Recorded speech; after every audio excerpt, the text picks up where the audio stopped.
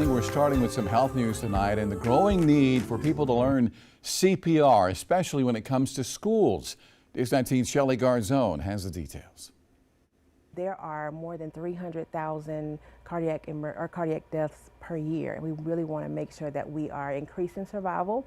And so we know that CPR can double or triple the chance of the survival rate. So the more people that know CPR, the better. Restart a Heart Day. It's an initiative the American Heart Association of the Midlands is getting behind in hopes of increasing survival in the community in cases of sudden cardiac arrest. Cardiac arrest, unfortunately, we hear so many of them that happen at school, so many of them that happen at sports fields, at practice for football. And so we really want to make sure that cardiac emergency response plans are enacted in schools, because if we don't know what to do, then we won't know what to do, right? So if somebody passes out, then we're scrambling trying to figure out what to do. It's why State Representative Brian Lawson tells me he's worked with the American Heart Association to introduce the Smart Heart Act, which he says they will pre-file in December. Right now, the schools in South Carolina have an AED at the school, but there's no requirement to have that within a certain distance or time frame from where the athletics are being played. So that's what this bill would do.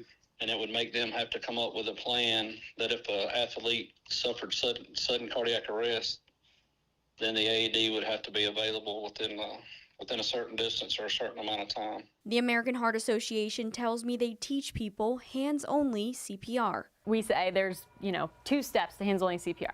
So call 911. You want to call 911 so those first responders, the real experts, can get there and get the job done and bring that person the best care that they deserve and need. And then what we would do is, while 911 and the ambulance is on the way, you push fast and hard in the center of the chest at 120 beats per minute. You will take your dominant hand on the bottom, your non-dominant hand goes on top.